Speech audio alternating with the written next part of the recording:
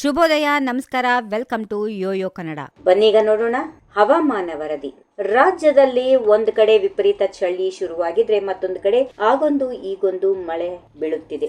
ರಾಜ್ಯಾದ್ಯಂತ ಬಹುತೇಕ ಎಲ್ಲ ಕಡೆ ಒಣ ಹವೆ ಇದ್ದು ಇಂದು ಕೂಡ ಒಣ ಹವೆ ಮುಂದುವರಿಯಲಿದೆ ಎಂದು ಹೇಳಲಾಗಿದೆ. ಬಂಗಾಳ ಕೊಲ್ಲಿಯಲ್ಲಿ ವಾಯುಭಾರ ಕುಸಿತಾಗಿರೋದ್ರಿಂದ ದಕ್ಷಿಣ ಕನ್ನಡ, ಉಡುಪಿ, ದಕ್ಷಿಣ ಒಳನಾಡಿನ ಕೊಡಗು, ಮೈಸೂರು, ಚಾಮರಾಜನಗರ, ಮಂಡ್ಯ ಜಿಲ್ಲೆಗಳ ಕೆಲವು ಕಡೆ ಸಾಧಾರಣ ಮಳೆ ಬೀಳಲಿದೆ ಎಂದು ಹೇಳಲಾಗುತ್ತಿದೆ. ನವೆಂಬರ್ 22ರಿಂದ ನವೆಂಬರ್ 25ರವರೆಗೆ ರಾಜ್ಯದ ಹಲವು ಜಿಲ್ಲೆಗಳಲ್ಲಿ ಸಾಧಾರಣ ಮಳೆಯಾಗುವ ಮುನ್ಸೂಚನೆಯನ್ನ ಹವಾಮಾನ ಇಲಾಖೆ ನೀಡಿದೆ.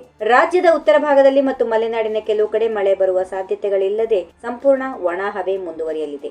ಮುಂದಿನ ದಿನಗಳಲ್ಲಿ ಇದು ಇನ್ನು 4ರಿಂದ 6 ಡಿಗ್ರಿ ಸೆಲ್ಸಿಯಸ್ನಷ್ಟು ಕುಸಿಯುವ ಸಾಧ್ಯತೆಗಳು ಇವೆ ಎಂದು ಎಚ್ಚರಿಕೆ ನೀಡಲಾಗಿದೆ. ದೇಶದ ಹಲವು ರಾಜ್ಯಗಳಲ್ಲಿ ಪ್ರಸ್ತುತ ಶೀತಗಾಳಿಯ ಆರ್ಭಟ ಪ್ರಾರಂಭವಾಗಿದ್ದು ಚಳಿಗಾಲದ ವಾತಾವರಣವು ತೀವ್ರಗೊಳ್ತಾ ಇದೆ.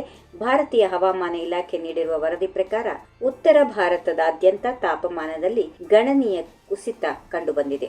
ಈಶಾನ್ಯ ಭಾರತದ ರಾಜ್ಯಗಳಾದ ಅಸ್ಸಾಂ, ಮೇಘಾಲಯ, ಮಣಿಪುರ್, ಮಿಜೋರಾಂ, ನಾಗಾಲ್ಯಾಂಡ್, ಸಿಕ್ಕಿಂ ಮತ್ತು ತ್ರಿಪುರಾಗಳಲ್ಲಿ ಕೂಡ ಚಳಿಯ ವಾತಾವರಣ ಆವರಿಸಲಿದೆ.